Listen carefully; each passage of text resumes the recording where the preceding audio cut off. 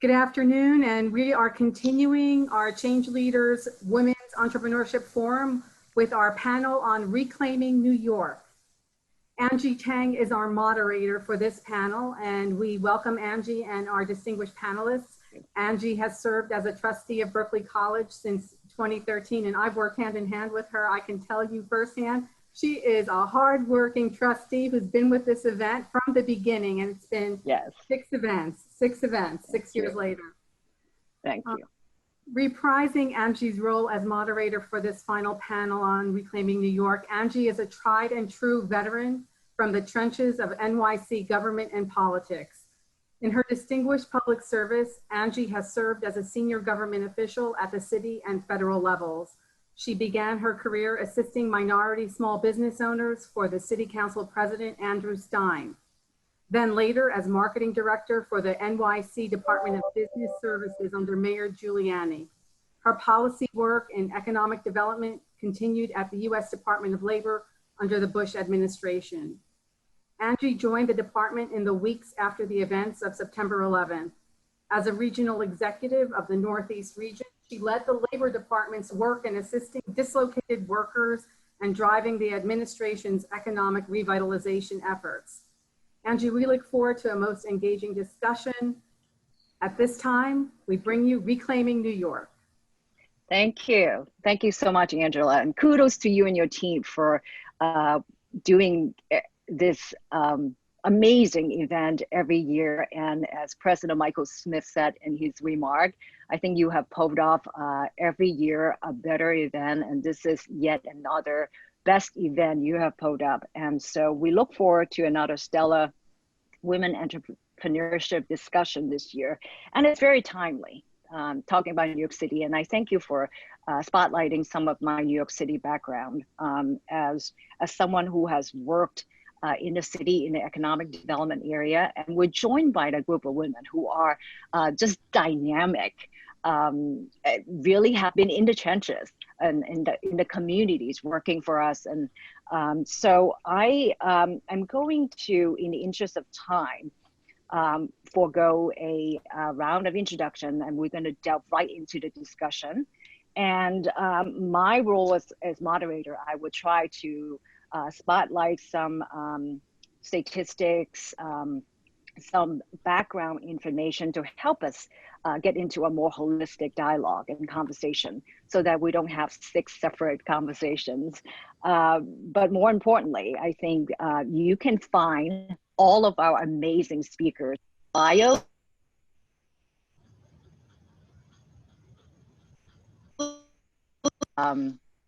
Their organization features, profiles are all going to be posted on the resource page as well as our website. So without further ado, I will then just mention that all of our leaders, speakers today represent the 5 boroughs.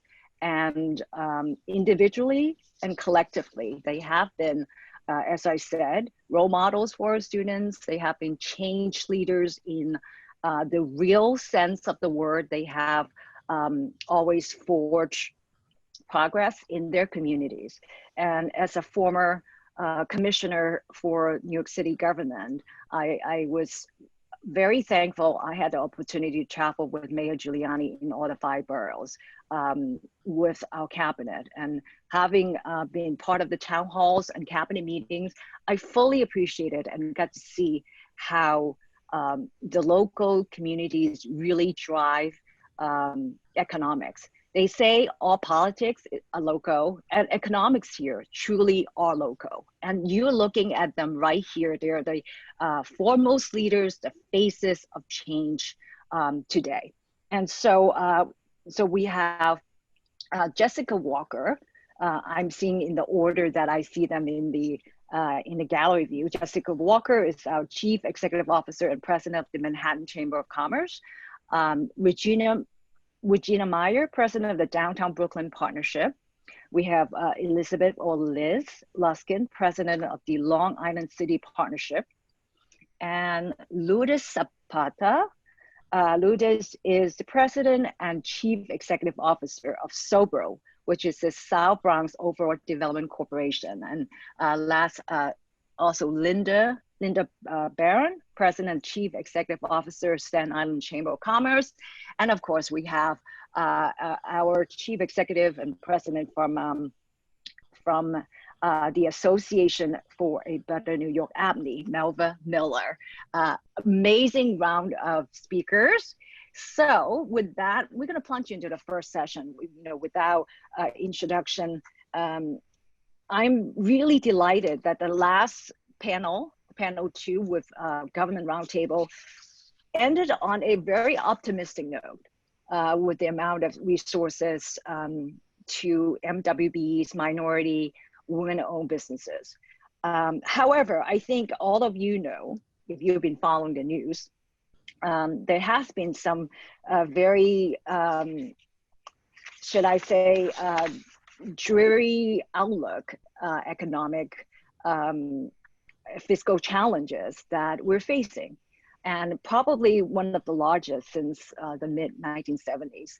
And a panel today will just explore prospects for recovery. And last week, the Moody's agency again slashed the credit rating on New York City's debt, something they haven't done since I think Mayor Dinkins' time. And this, adding to this gloomy outlook, we have of course, the social unrest and really persistent gender, race, equity issues that are explored in our first panel. And then in our first panel, we're talking about some barriers to access of financing for minority and women-owned business. Very, very small percentages. And I'm hearing anywhere from 15% to 25% are accessing the PPP federal financing. So adding to that, in the city of New York, we're facing a 16% unemployment rate, and that's twice the national average. And we have heard also from multiple studies that there are about as much as a third of the city's 236,000 small businesses that might not reopen. So we now have the insights and special reports and special reports from the ground, basically from the trenches, from all of these leaders. I would ask all of you, all of our panelists, to shine a light and give us some hope against this backdrop of despair. What are you seeing? What are you doing that are most promising in to bring about a turnaround? And what are you seeing that are really potential great remedies to help bring back New York? So I am going to start in the order I introduced you, Jessica Walker, Manhattan Chamber. Well, thank you so much, Angie, and thank you to Berkeley College for doing this. I think it's really, really important, and I love that you're especially focusing on the women who are involved in all of this work. So I want to give you some optimism, Angie, but I'm going to start with the sad reality. I mean, a lot of the work that we're doing right now is to try to help small businesses who are really struggling here in the city, and it's real. Many of them did actually apply for and some received help through dollars, but it just hasn't been. And I think your previous panel probably did highlight that there certainly were disparities, that MWBs did not do as well in getting those grants. But I will say sort of the good news, of course, is that there is, just the entrepreneurial spirit remains. These small businesses are doing everything that they can to fight and to help one another.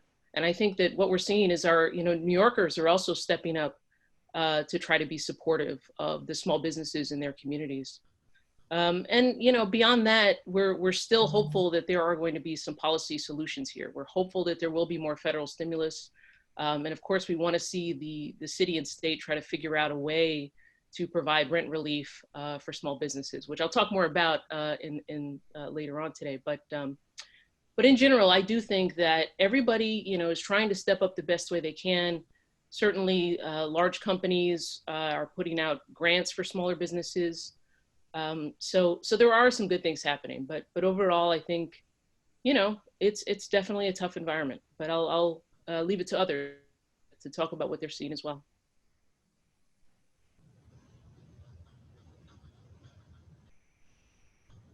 Angie, you're on mute. I have to do it once, right? So Regina, adding to the Brooklyn perspective. Thanks so much. And I'm so pleased to be here. And I want to just especially thank Angela Harrington for her incredible leadership. And what can I say? We miss Berkeley College here in downtown Brooklyn, but I'm still very loyal to the brand. Thank you. Downtown Brooklyn is really, for me, a harbinger of where New York is going to be going, and how high a mountain we are going to have to climb in the next months, years. I mean, what we saw here in downtown Brooklyn, just to bring it to be a little bit more granular than Jessica's Manhattan-wide perspective, is that thankfully, there was always attention here at downtown Brooklyn because the key government offices and key services that are run out of downtown Brooklyn. So we were never shut down to zero here.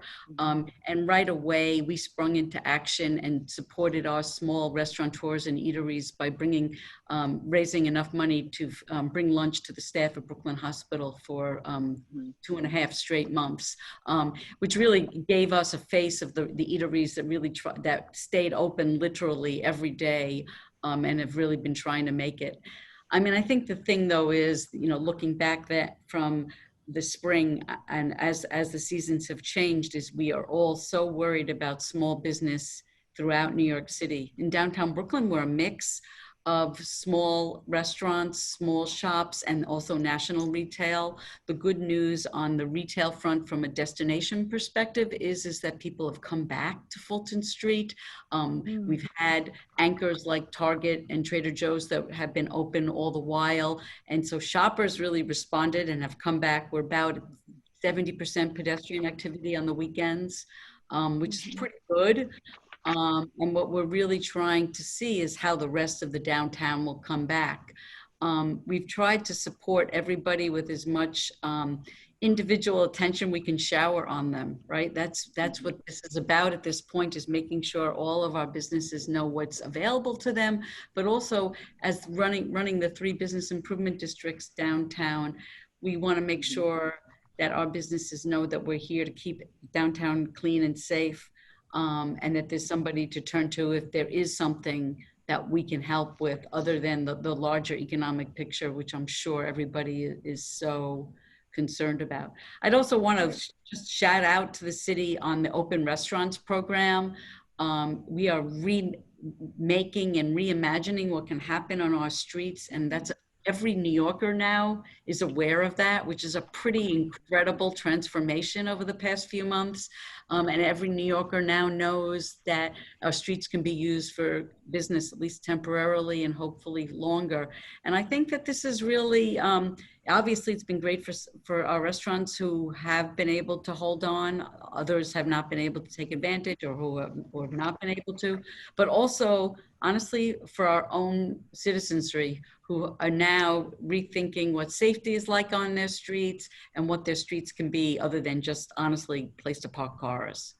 Right. So I know we'll talk a lot more about business in the rest of the panel, but I wanted to give a little bit of optimism to start off. Thank you. And Liz, what are we seeing in Queens? Well, first of all, like Regina, I want to say how honored I am to be part of this panel with these incredible, incredible people who happen to be women, but they're also incredible. Just, these are some of my favorite people. So glad to be here. And thank you, Angie, and thank you, Angela, and everyone at Berkeley. So, Long Island City is the westernmost edge of Queens, right across from Midtown, and it is a city within the city. So we've got manufacturing, we've got museums, we've got high-end residential, we've got public housing, we've got major employers, we've got micro employers. And so we're seeing all of it here. And on the one hand, that means that we're getting hit in every sector. On the other hand, it means that whatever life there is in any sector is coming, is reinforced by the life that's in the others, right? So obviously museums have been shut, but now they're reopening, so it's a little life there. Restaurants, the ones that are the most dependent on office tenants have been hurting the most, but we are a mixed use neighborhood now. So there has been a residential base that oddly is now eating more in the neighborhood because they're here for lunch. They're not just leaving, you know? So there's a lot of pain. I think, Jessica, you said it right when you said it's real. I mean, everything we're talking about in terms of strategies, and I'll talk briefly about what we're doing, is all about biding time, you know, and just trying to stretch life out until we get to a fuller level of activity. And we shouldn't lose sight of that. You know, we want to get excited about the good things that are going on. But, you know, with Regina, we've been talking with the city and so on about, yes, indoor dining is great, but we still need outdoor dining. You know, the grants are great, but we still need other programs. You need everything right now. So in that way, we were founded 40 years ago to do business assistance. We're still doing that. One-on-one business assistance. People still need all the usual things, but we've also pivoted to doing a lot around helping businesses navigate through COVID and the neighborhood. So that's both being an aggressive source of information, both incoming from government and private foundations and so on, but also outgoing to the world. These are the businesses that are open. These are the businesses that can provide you with supplies for your PPP, or they can be part of your supply chain. These are the museums that are having programming, all of that kind of work. A lot of hand-holding through the city's grant loan programs, through the states, through the federal, connecting people to both regular lenders and mainstream lenders and, you know, new, more creative lenders, and trying to get that in there, helping people, again, market, get the word out, you know, got support LIC, all these things, putting together, pivoting from an on-street festival that we had intended to do to a virtual festival and promotions, and just using every tool that we can think of to get the word out to people about what's going on here and how you can support it. And that includes all of the private relief efforts that are going on and connecting people to that, to provide funding, to provide support, but also connecting the businesses to the nonprofits so that they can supply share and they can do things that, you know, I've got a truck, you need a delivery, as well as I have money to buy 1,000 meals. I have a catering company that can provide those meals. So it's all this synergy. But to what Regina said, I think the other piece is the neighborhood stewardship. Nothing's going to happen in a neighborhood that is covered in graffiti, where people don't feel safe, where you know, people feel uncomfortable to be. And so it's really important that even as we beef up the digital world for everybody, and we can talk more about that later, we don't lose sight of the fact that the on-street neighborhood, you can't have outdoor dining in a neighborhood where people don't feel good being outdoors. And we've got to take care of all those things at the same time. So where we have a bid, Regina has 3, you know, there's Linda, I know, knows the bid world very well out in Staten Island. We've got to keep supporting those efforts. Okay, the South Bronx, Lourdes, where are the hopes?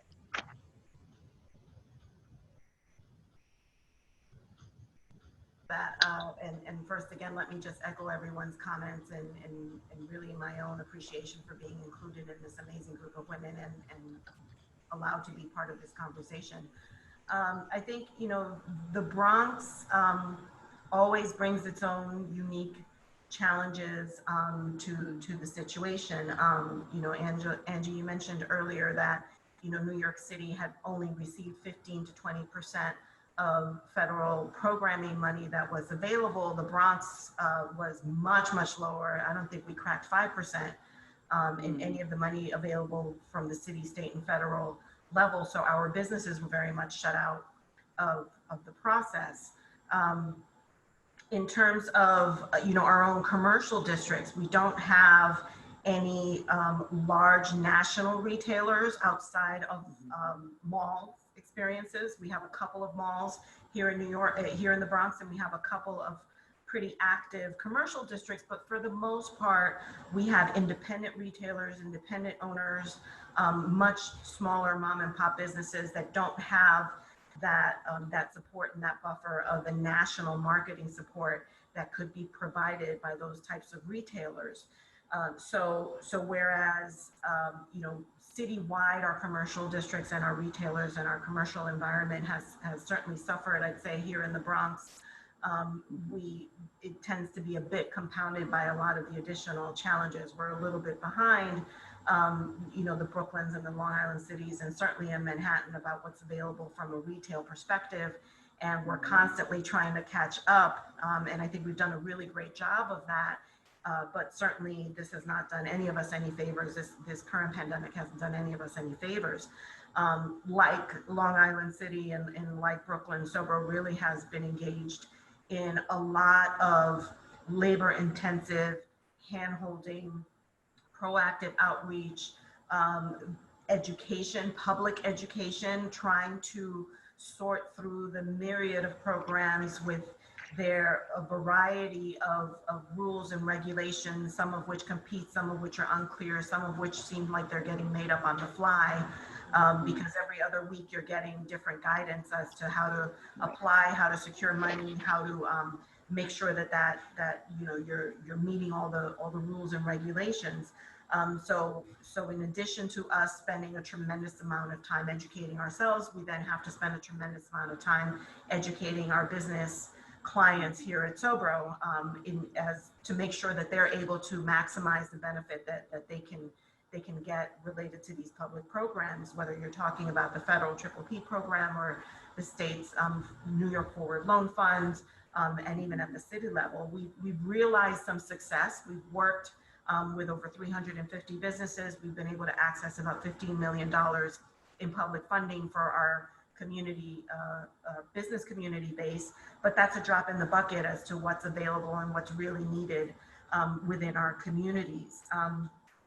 You know, there's been a seismic shift, I think, in business, the delivery of business and services and programming. And I think for all of us that are service providers and technical assistants and economic development professionals, it's going to be a challenge for us to be able to keep up with all of these changes and help our businesses and our client base maximize the benefits that are available to them. So trying to strike that balance between being overly pessimistic and overly optimistic about where the city is headed related to our community base. But certainly, you know, for us, it's constantly a challenge reaching our businesses and trying to learn how to do business in a different way. And because we are dealing with primarily low-income communities, primarily businesses that are owned by people of color, and quite a number of women-owned businesses, and most of them being small retailers, including restaurants, and you know, your bodegas and you know, your smaller type of retailers. It really just exacerbates the challenge. So the more stability that we can get on the other end in terms of guidance from the public sphere as to what these programs can and cannot do, the easier it will make our jobs to deliver those services and that messaging to our businesses. Okay. Wow. So doing great work there in the Bronx. And so what about Staten Island, Linda? Hi, Angie. Thank you for having me today. I really appreciate being asked to participate in the Berkeley College Forum. This is the first time for Staten Island, I believe, to participate. But I would say that, you know, I don't have a crystal ball in terms of, you know, what the future looks like. You know, we have been really dealing with the businesses on the ground every day, and it depends on who you talk to, what sector they're from. Some sectors are doing okay, some are doing really well, and then you get the sectors that are not doing well, and we see a lot of that in the restaurant and the retail industry on Staten Island, the entertainment industry, you know, the gyms, the hair salons, the people who had to stay closed the longest. And I think, you know, it's interesting to see, you know, how things are panning out too, because everything's been flipped on its head. And we see that, you know, there's the dry cleaner, who we have a lot of people on Staten Island who go to work in the city every day. Now they're not going to the dry cleaner anymore. And then we might have the sandwich shop or the grocer that now that people are home more, they're ordering from them, and they're, you know, their businesses increase. On Staten Island, we have high home ownership. So we see people that are in the home improvement industry that are doing extremely well right now. So it really kind of depends on what sector you're in. I do think going forward that the toughest piece of this is going to be finding the people that need the help. You know, as a chamber, you know, we're a small staff of, right now we've increased our staff to 9 people, but in the past, you know, over the summer, we even had to furlough some people. So getting to everybody on the ground, and most of our members know to come to the chamber, and we really act as a hub and a resource. So we're directing people, whether it's to the PPP, we've really have taken advantage of our partners, the Small Business Administration through the SBDC and SCORE, and making sure that people had, like, you know, one-on-one attention to sit down to fill out some of these loan applications. You know, we've worked with LISC. We're trying to get, you know, grants out to minority populations, and really just doing the outreach. And I think that's going to be the struggle, is really trying to make sure that we meet people, you know, in their businesses, and that they look at us as trusted sources to really talk to know that there is advice and guidance out there. And it's really kind of, I think that's going to be an important piece going forward, is really getting to these sectors that are really struggling. I've already started to see a lot of vacancies, you know, and the vacancies that I'm seeing, I'm looking, I'm like, I don't even remember what business was there. So they were probably servicing that particular neighborhood. So I think going forward, I think we're really going to, and I do think that one of the things that we can do is leverage the private sector, so the businesses that are doing well can help the businesses, the smaller businesses, the minority businesses that are struggling. And the last thing that I would say is, on Staten Island, we have a lot of family-owned businesses, and a lot of businesses that have been in business for many, many years, and they're very proud, and they've been through some of them in the 70s, some of them 9/11, some of them Sandy, and they're very resilient, and they really have grit, and they really want to get through this, and they're pivoting, and they're trying everything.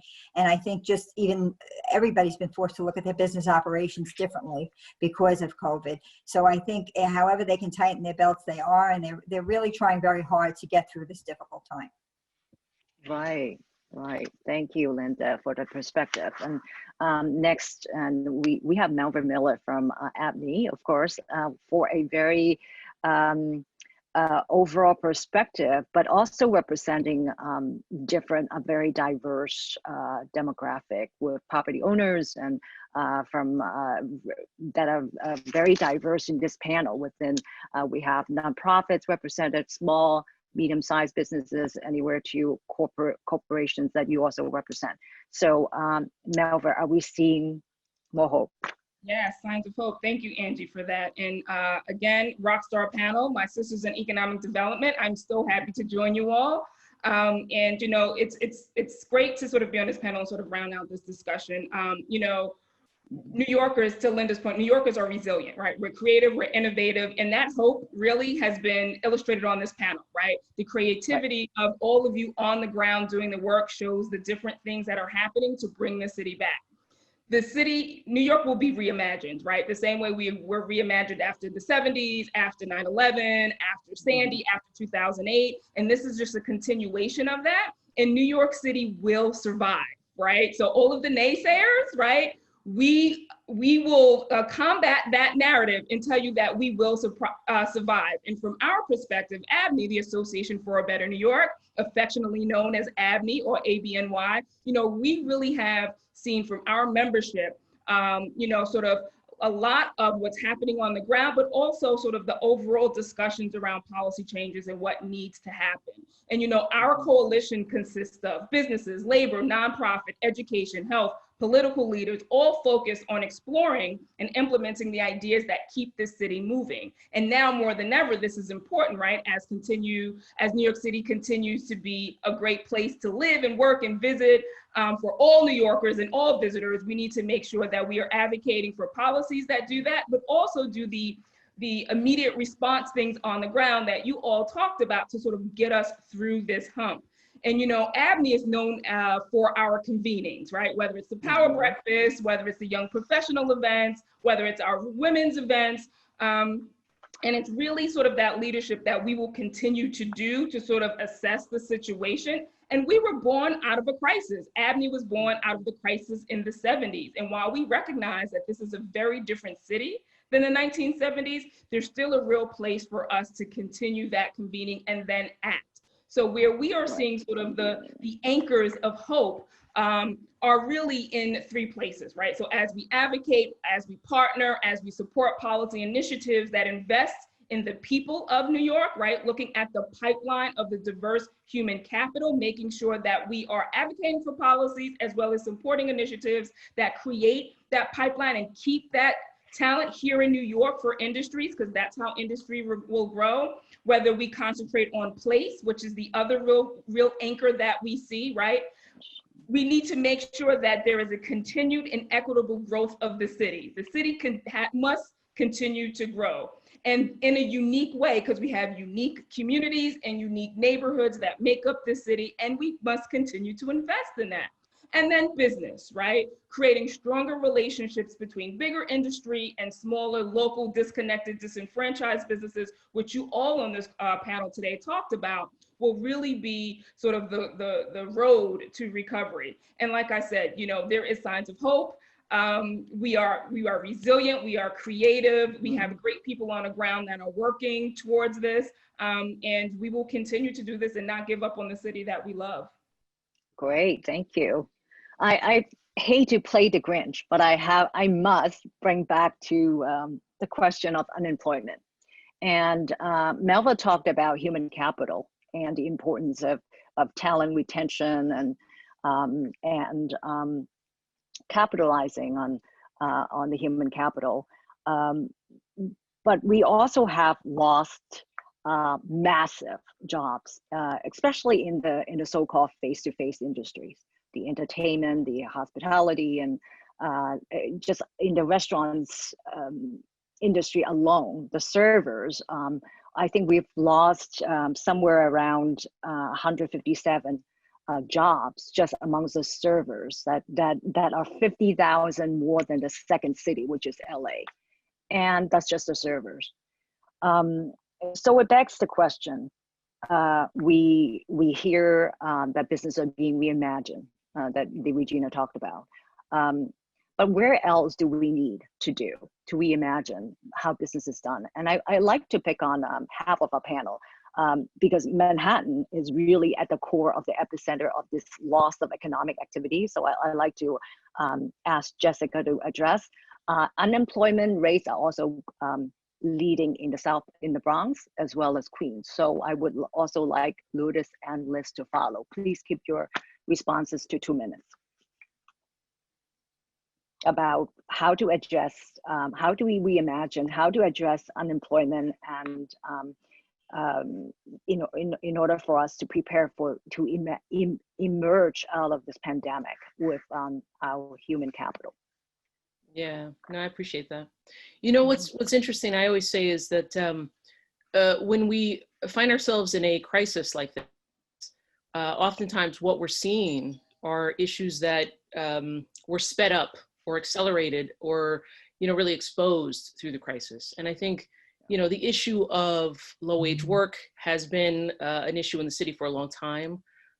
Certainly they were, you know, many of these individuals were sort of on a perilous course to begin with, right? So this crisis just sort of showed and exposed that. I think, you know, some of the good things that are happening and are being forced to happen are that the reimagining that you sort of are talking about. Certainly small businesses are really having to get smart about how they use technology. And I think that the need for that type of skill is going to be growing. We knew, again, that's something that we knew was coming, but this has forced it to happen now. And so I think that a lot of, you know, a lot of what's going to happen here is going to be around training. It's going to need to happen. The other thing, again, sort of that silver lining in a crisis like this is entrepreneurship. You know, when people are forced out of work, they have to get crafty. And so some people who have had terrific ideas all along finally have, you know, the incentive to pursue those. And so that's one thing that I'm really excited about, actually, is how do we really help these people become the entrepreneurs that they are destined to be? And that's something that I think deserves more discussion. So certainly something that our chamber wants to be helpful with. Okay, thank you. Lourdes, on job loss. Yeah, I'd say that one of the great things about, there are a lot of great things about New York, but one of the great things about New York is that we do have an abundance of resources available from a technical assistance and supportive business supportive services side. And so, you know, to Jessica's point, folks that are interested in being entrepreneurs that want to start a business or have a home-based business and want to take it to the next level, there are certainly, you know, not just Sobro, but a lot of organizations that provide entrepreneurial assistance. So, you know, that is a resource that folks need to understand that is there and that they can take advantage of. I think, you know, the entertainment, the cultural, the restaurant industries, I think there all will be a bounce back of all of that. I think it's our human nature to have human contact. And so, whereas right now, I think it's almost against our nature to be completely apart from everybody. And so, you know, all of those institutions have done, I think, a really good job of at least starting to try to reimagine themselves. But I think, you know, when you're looking at industry, it's an interesting intersection between health and technology. You've got technology that certainly needs to be, you know, again, advanced and moved at and looked at in a much faster way. But health services is also a growing industry and is also one that is moving to the telehealth industry and providing that from a remote basis. So I think, you know, it's looking at the challenges, but also looking at the opportunities. And I think that, you know, within the creative sector, as we all are, and as economic development professionals, there's still a lot of opportunity for us to start creating some new avenues for that turnaround. Okay, excellent, thank you. Your 2 minutes starts now, Liz. Okay. Queen. So I won't repeat all the wonderful things that Jessica and Lourdes said. I agree with all of them. And I think that Melva's framing of people, place, and business is very important. We can't have a recovery unless we have all those things. People don't have jobs unless there are companies that are providing them. We don't have activated and good neighborhoods unless people have money to spend and are in those neighborhoods. You know, it all comes together. And I think that, you know, we have to support our downtowns. We have to, you know, make sure that those businesses that are there can function. That means they need customers. And I think it's so important for us to realize that pound for pound, while there are many sectors, and I'll talk about a couple that are very important to the future of the city, we start with the most number of people being employed in two ways: large employers and very small businesses. And we need to support both of those. If we do not have the large employers, we do not have customers for the small businesses. And I think that's something that gets lost when people start to say, oh, well, you know, wealthy people, you know, they don't need help. But the reality is we need them. We need people who are making money. And that includes the secretaries, the office cleaners, as well as the CEOs and the CPAs. So we've got to make sure that we have an environment in which those folks are being supported and are welcome and can patronize all of the small businesses that we want to help. But the other thing is, I mean, think of it like a, you know, after a brush fire, right? The new shoots grow and help fill in, right? You've got the hardwood trees that survive the fire, which are the large employers, but we've got to help those little shoots grow. And everybody, I've been involved in so many different efforts where you're bringing together business and workforce and training organizations, and everybody agrees that we are going to need a rapid expansion of entrepreneurship in this city to fill in those empty storefronts, to activate those neighborhoods, to be the people who don't just change their business model, but they invent the new business model.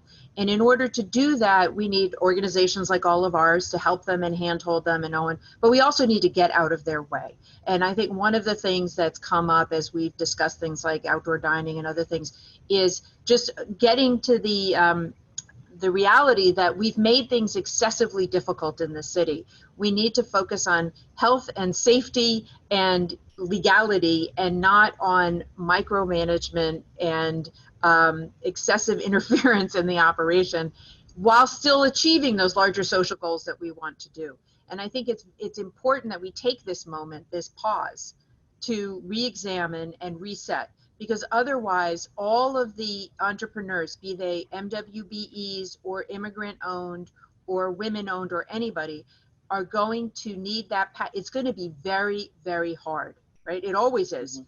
But we can't kid ourselves anymore that, well, it's just tough to do business in New York, so, you know, suck it up.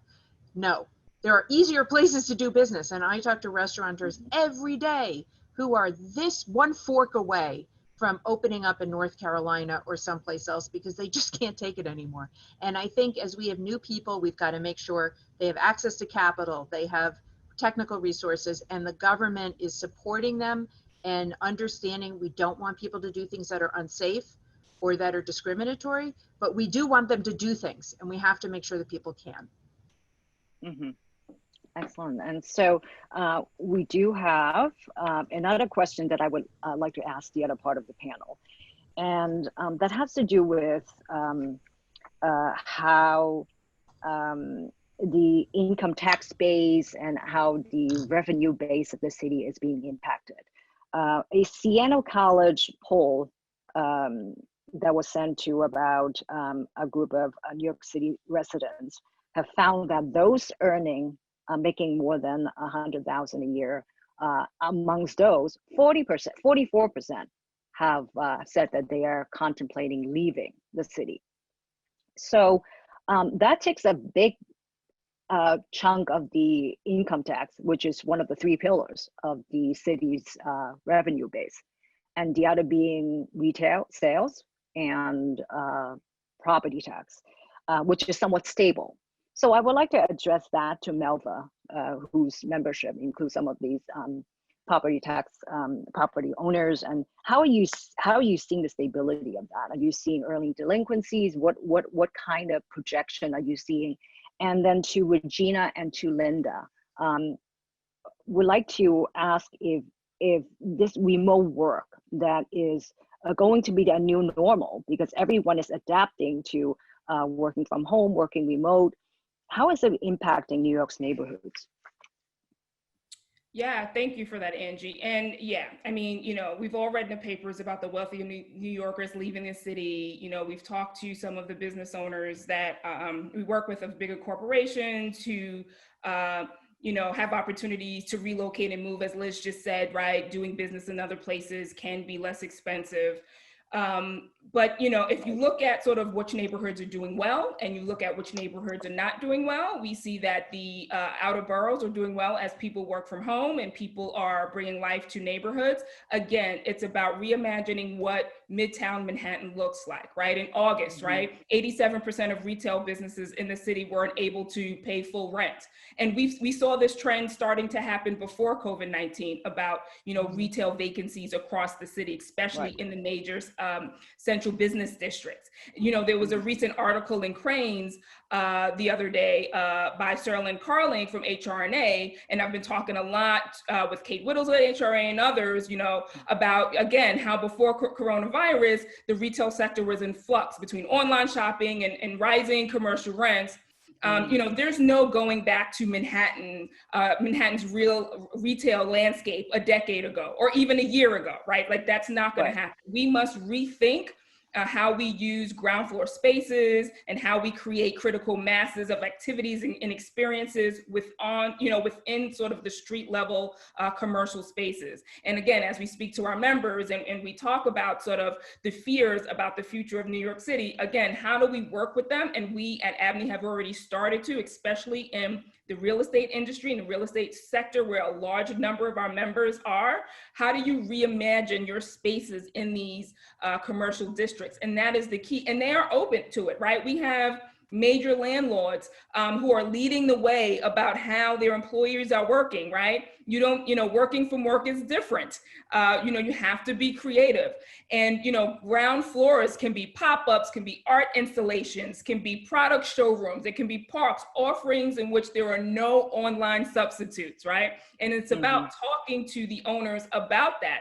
We need strong leadership to conduct coordinating planning efforts around this, right? And encourage, and this is again, the conversations that we started to have with those higher earnings that contribute to the tax base, about strategically targeting major corridors to fill ground floors with new uses and creating vibrancy that can't be achieved or filled in other ways. So I think, whereas the numbers are pointing to a loss of revenue based on taxes from the higher earnings, whether it's income tax, whether it's real estate tax, there are opportunities again to reimagine, and major real estate owners are understanding that, because you know, at the end of the day, you want to do business in New York City, right? We want to maintain our human capital, retain our pipeline of employees.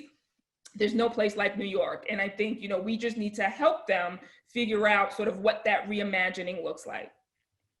Does AI have a role? I'm sorry? Melva, does AI have a role, technology? It absolutely has a technology. I mean, you know, again, the world changes and business adapt, right? And I think we've seen this with COVID-19, right? We've seen businesses who have had to quickly figure out how to get up to speed on using sort of, whether it's, you know, e-commerce or other types of technical assistance. So when you look at sort of technologies like AI, you know, it's about how do you transform your business to the next phase of, you know, if you're going to be a business, if you're going to be in business and you want to stay in business, you have to understand how to adapt. And again, with the technical services that Lord has talked about and all the other resources, right, we can help our businesses sort of make that transformation. But absolutely, there's no way around sort of using technology to bring businesses in the business sector, no matter what the sector is, into the next phase of doing business. Thank you, Melva. And Regina, how is Brooklyn, how is the remote work and the future of work being impacted in Brooklyn? You're on mute.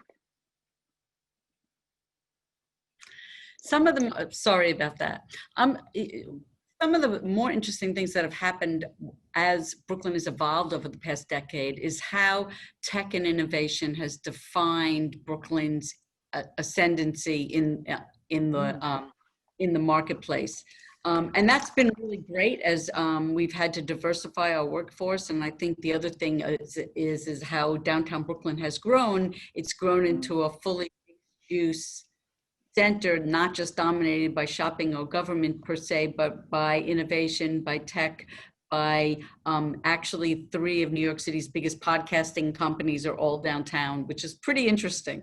But you have to remember though, right now we're in this work from home mode. We've analyzed about 40 businesses who have not come back just yet and talked to them about when they're ready to come back. What are the most important things? And what we hear from them is obviously they need assurances from leadership that we have safety in terms of health, in terms of our offices, obviously our transit.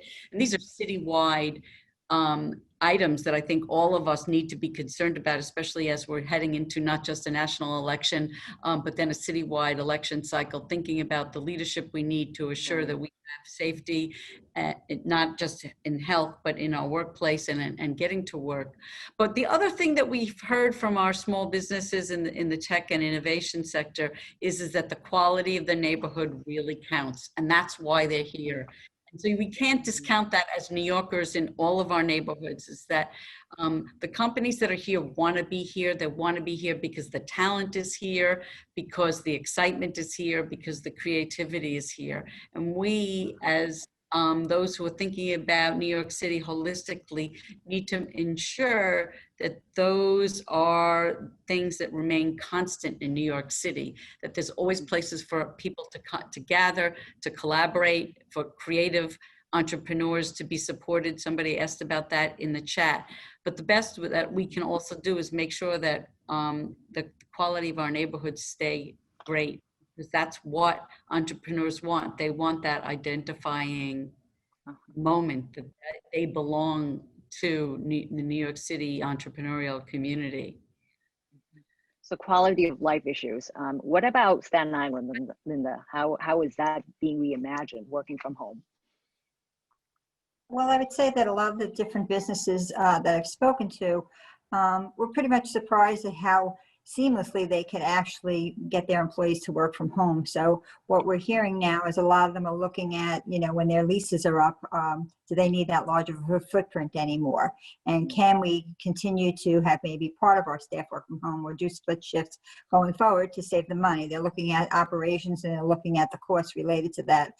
I think also in addition to that, we have a large number of of residents that commute to Manhattan and to Brooklyn to go to work. So I think, you know, a lot of them I've seen haven't gone back yet. You know, I know people personally that haven't gone back yet. And I think that one of the things that I anticipate may happen is maybe some of these larger businesses will create satellite offices in the outer boroughs to keep their business in New York and keep their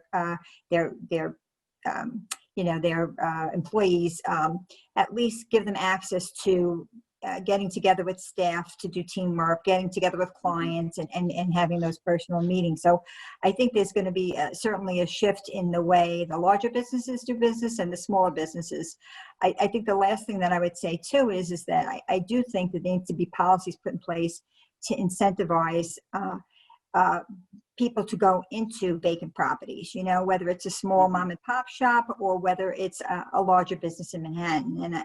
And many times, you know, the business community, when a project comes in and they want to spend money or relocate to New York City, you know, they get a negative around that in terms of, receiving any incentives. But you know, if for the greater good and it's going to improve, you know, the job opportunities, it's going to improve the housing opportunities, I don't think those things should be frowned upon. Right. Well, thank you. We had a really excellent round of perspectives from all over across the 5 boroughs. And I think some of these are converging. These stories are definitely providing that New York story. And for a final round, we have had a great 50 minutes of discussion already, and some very good things that came out of it. And I think there is a glimmer of hope, right? But for the last round, I think I really want to come home with, I'm going to tap all of your brain trust here, my economic development maven sisters. We're doing a 30-second challenge for the final round. And I'd like you to comment on one thing that you think that we need to do to bring back New York City, to revive this great city of ours. And let's leave the federal stimulus for now, and let's just really talk about innovation. Let's come up, let's see what you've got, and that we could maybe perhaps share with our panel 2 of government leaders, because they were very happy with where things are, right? Because then again, they're government leaders. So let's hear it from, let's see, do we do it from the reverse? So let's start with Jessica again. No pressure. Thank you. Thanks for the panel. 30 seconds. Thank you. No, I would say, listen, the best thing we can do is support one another. And don't forget that we are all consumers. So I think this is a time to really, you know, spend where you care, right? It's easy to shop online. But right now there's a real need to really try to go local. So I encourage people to do that. And even if we can get our foot traffic up just a little bit, it can help a lot of businesses. So just be mindful of that.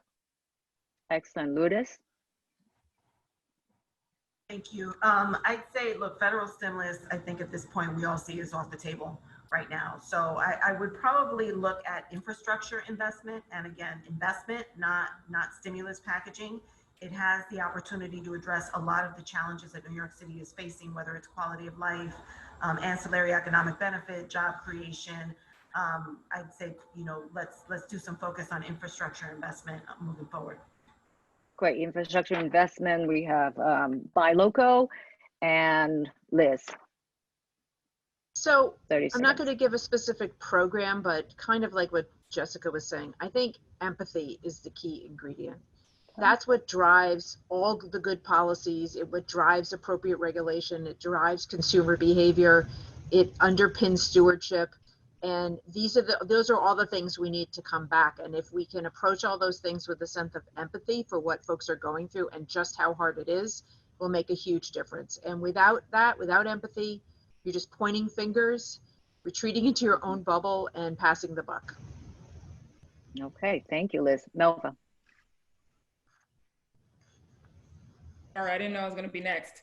So I'm going to take it 50 feet, 50,000 feet in the air. I'm going to say a strong, comprehensive, local financial recovery plan with feasible action items, with leadership that can bring stakeholders to the table to make it happen. Okay. And Angie's social media game, because her social media for this event was amazing. Thank you, Melva. I'll volunteer my time with that. Regina.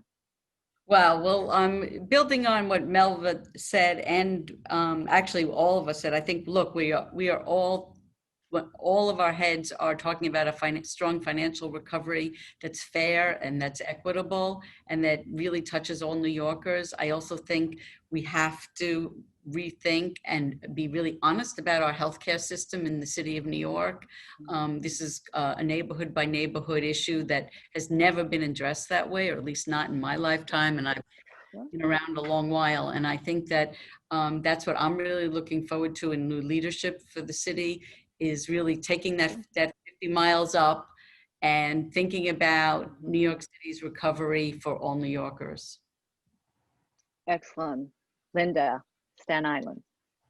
So the last thing that I'd like to say is I think it does have a lot to do with empathy. And I think that for the small business owners, I think that there needs to be a change in the culture of some of the city agencies, a willingness to work with those businesses. They often get penalized, and there's not a helping hand. And I do believe that the culture needs to change. There needs to be a shift, a change in the agencies. And in addition to that, I do think that the city really should think about a moratorium on fines and fees for businesses, because they're going to have such a tough time going forward. And the last thing they need is that $5,000 fine from whomever it may be. There needs to be a warning system, but if they could do a moratorium, I think that would go a very long way. Great. Angela, I've heard a lot of excellent, enlightening insights. I think there is hope, because as long as you ladies are in charge, I think our communities are in great shape. And you are ultimately where the rubber meets the road. It doesn't matter where the leadership are, we're in the city hall, whether it's Albany or Washington.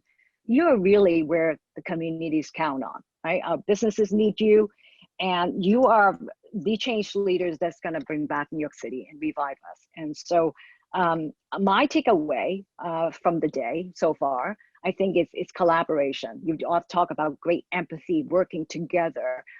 From the very first address this morning with the Lieutenant Governor, our two previous panels talked about the value of working together. And this is really what it is as public policy specialists that we all are. We are looking at this post-COVID recovery that requires a whole of government approach, a whole of society approach, and all of you are in the trenches and in the forefront of that. So I think the comfort I have, the hope I have, is that all of you are there for us and fighting this good fight. And so I would ask our audience to give you a virtual applause again. I know that they're cheering for you. I've seen it from the chats, some very excellent comments and questions. I don't know that we'll have time for or take any questions. We're running up 3 minutes now. And I just want to talk to our students. For example, you've listened to thus far a great many panelists, great many speakers, and especially right here, women that truly are role models that are forging change in our community. And by doing that, they're helping to better New York. They're helping to bring back New York. And but there's also a part, a call to action that all of us can do.